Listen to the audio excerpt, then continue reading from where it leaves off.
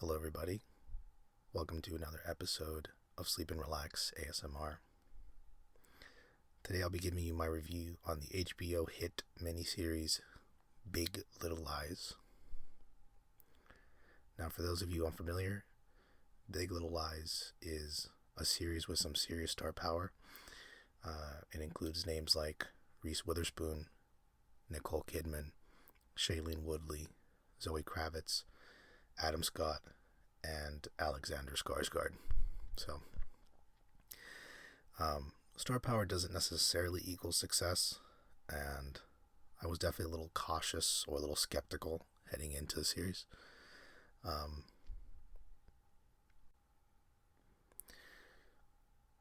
Big Little Lies is a dark comedy drama miniseries based off a novel of the same name, written by David E. Kelley. Now, the series is difficult to explain in terms of the plot, but I'll do my best without mentioning any major spoilers. So, Jane, played by Shailene Woodley, is a single mother that moves to a new city in California with her young son, Ziggy, who will be starting kindergarten in Piruwee Public School.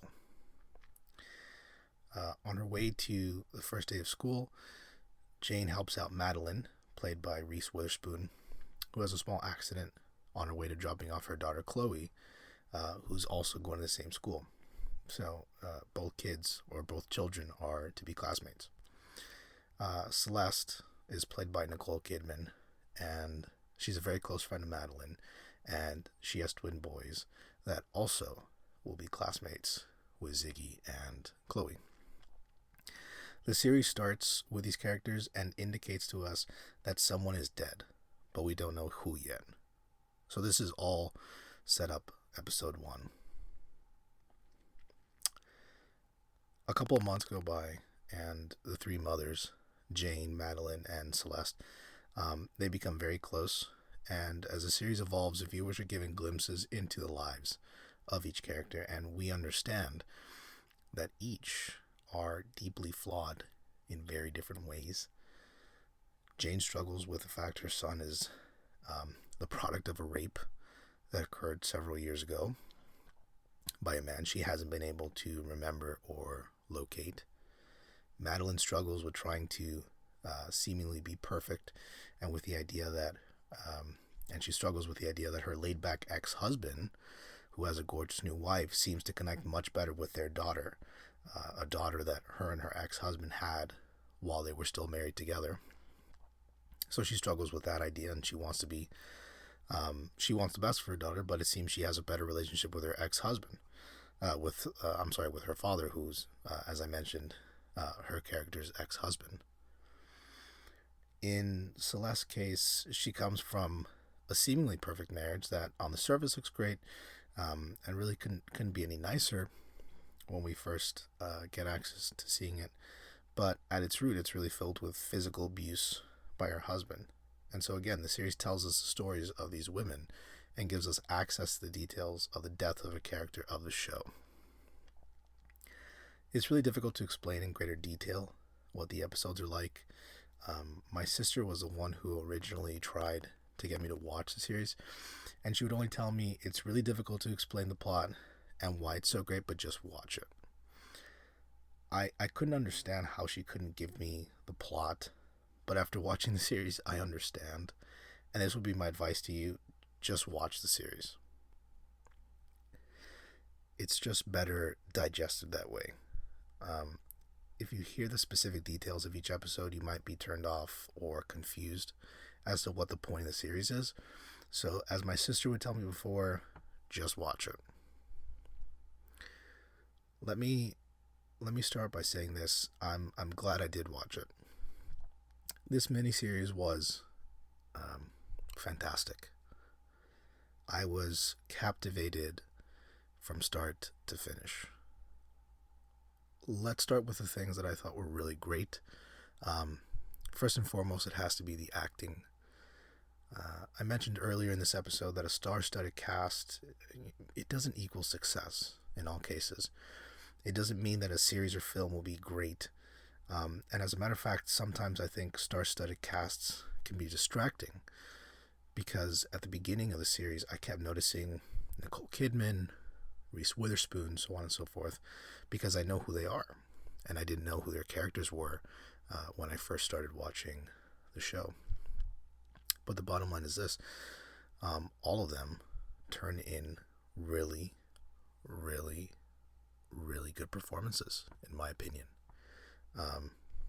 Reese Witherspoon's character, Madeline, she struggles with showing this image of perfection on the outside, but on the inside, she's far from perfect. She's made some noteworthy mistakes, and she struggles to cope with pressure occasionally. Her character reflects it so well, and in one example, Jane, Shailene Woodley's character, she mentions to Madeline an issue that Ziggy is having with a classmate, and Madeline immediately she comes off as defiant and strong and confident, but I believe it's the scene right after she's in her home and she has a scene where she admits she's struggling to get through to her daughter and to really connect with her, and she feels like she's losing her. Her older daughter, I believe her name is Abigail on the show. I forget who plays her character, and her younger daughter as well, Chloe. They were both great, and I thought all the children, all the children actors, I thought all of them in this series were very good. Celeste, Nicole Kidman's character, she struggles with physical abuse from her husband, and again, on the outside, she's a very beautiful, confident, friendly woman, a great mother, a mother who gave up her entire career just to be able to spend time with her children and be a great mother and a great wife, or what she thinks is a great wife. The scenes with her husband Perry, who's played by Alexander Skarsgård, they are breathtaking. Just absolutely. The best acting in the series is whenever Celeste and Perry are alone together. The tension is so palpable that you'll be tempted to just close your eyes or pause the show and just, take a walk or something. I mean, that's the amount of tension you can get by just watching them on screen together. If you want a masterclass in acting, which I'm not a master class. I'm not an expert on acting, I should say, but as someone who really enjoys film and television and just content, just content in different shapes and forms, this, in my opinion, that's the way you create a scene and act out a scene. They go from friendly and loving to, after one comment or one move, just very serious, and then ultimately to frightening and violent. I could go on and on about how great the performances are. If you heard my review for 13 Reasons Why, you'll know that I enjoyed the performances from the actors in the series. But there was one character in that series who I thought was just forcing the issue, and I just didn't believe him. That didn't happen in while I was watching Big Little Lies. The acting was simply phenomenal from everyone involved. Something else I loved was the editing for the series. The scenes with the most tension had a single shot, typically, that captured the entire scene, and they would just focus on one perspective and just hold it there. I didn't count or I didn't take note of the time, but I wouldn't be surprised if you had some scenes that probably went on 4, 5, 6 minutes with just one angle and one shot. Certainly the most effective use of these shots were the scenes involving Nicole Kidman and Alexander Skarsgård's characters, Celeste and Perry. The scenes would typically start off with a seemingly playful tone and conversation, or a very loving one at least, and would just immediately become tense and dangerous and physical. The editing for those scenes worked One of the last scenes of the series includes Celeste and Perry in a car on their way to a school event. And again, the tension is so thick, it's so real. You can just feel the panic and feel the potential for disaster. Um, the editing just plays a huge part in the viewer getting that feeling. And of course, the acting is fantastic, and the acting is really what drove the show, in my opinion. But it's the effective editing, in my opinion, that really just gets you to that next level as a viewer. There were also some flashbacks, and these flashbacks were mostly occurring from Jane's perspective, which was Shailene Woodley's character, and they were just beautiful. There were these quick edits. They would play with angles and play with perception.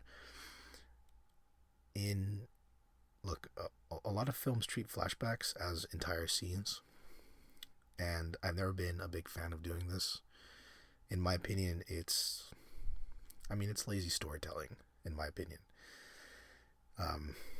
it's a very easy way to get the audience familiar with a character, because the viewer gets access to the history of different characters just through flashback. But this series, it's editing, it's giving you some details in these flashbacks, but again, they're quick and they demand that you pay attention to all the details. So it was just smart, it was effective, and ultimately it was different in a really interesting way.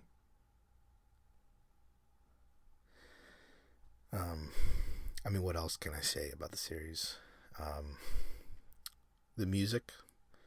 The music is really great, and I really like the way they would incorporate music into scenes.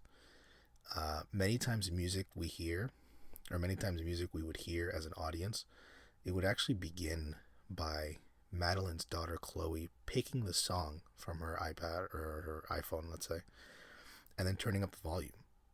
And I thought it gave us a sense of intimacy with these characters. It was almost like we know they're experiencing the music with us, and the same emotions we feel during those scenes with music is what they feel.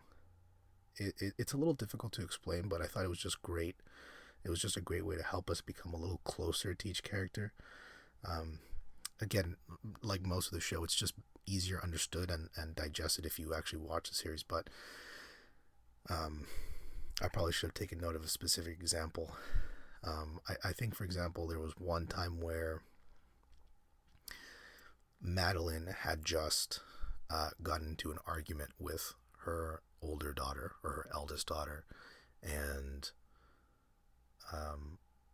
the scene right after is a car ride with her youngest daughter in the back, and she just plays a song that, again, I think really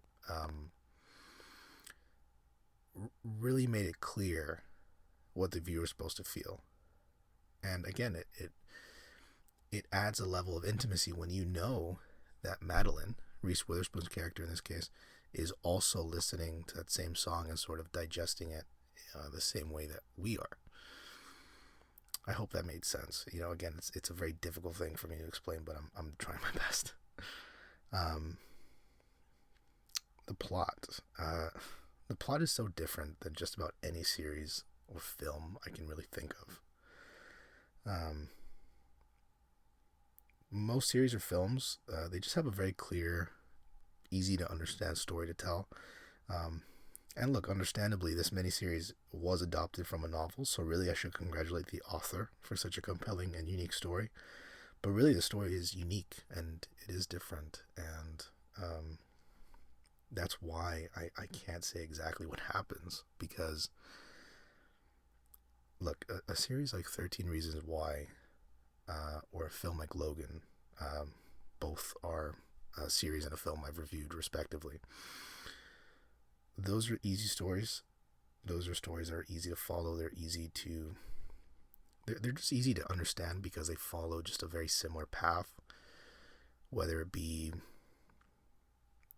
there's a grave danger and you need to escort this girl to her final destination, or, in 13 Reasons Why, it's Hannah Baker is dead. You're a reason why. and we explore the reasons why as the series moves on. Big Little Lies is an exception, and in my opinion, it excels in part because of the unique story it has to tell. I can honestly say that you don't know exactly what's going to happen next. You can't predict each episode.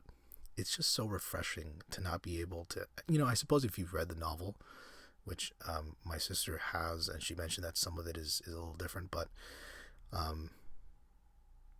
if you haven't read the novel, chances are you can't predict the next move, and I really like that. So again, the plot, just major thumbs up for such an interesting, unique story.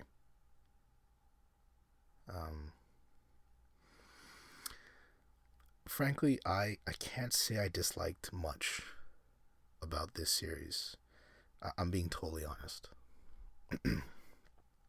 It was unique. It had awesome performances from star actors and actresses. The editing was top notch. The music was great. And it was just a compelling miniseries from start to finish.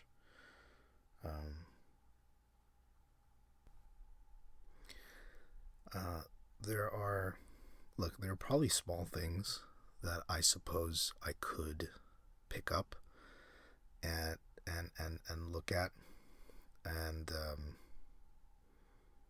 say that it was a little unsatisfying or not as good as it could have been. I mean, I think for example, Jane's character, again, Shailene Woodley's character, I have plenty of questions, such as why did she move there with her son? How was she earning, how is she making a living? None of that was very clear in my opinion. Maybe I just missed some details that would have helped me understand that, but she seemed a little underdeveloped in that sense. Because again, we didn't know anything about her pretty much for the entire series, with the exception of she's a young mother that had a son that was a product of her being raped, and now she's moving to a new city. But that's a very small thing. I wasn't necessarily craving more information on her background, but I could understand that as probably being a small complaint, let's say. And that could have been a decision they made on purpose as well. I don't actually know that.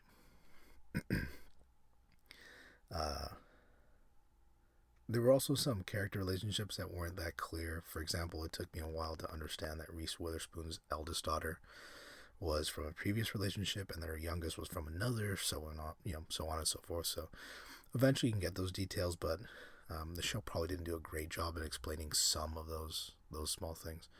But again, it's just so difficult to really pick and choose negatives from my perspective. And again, I'm just being totally honest about that.